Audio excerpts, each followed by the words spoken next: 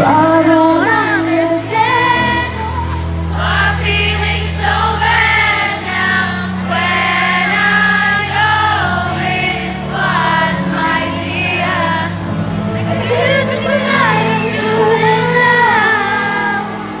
While I'm the only one standing stranded on the same ground.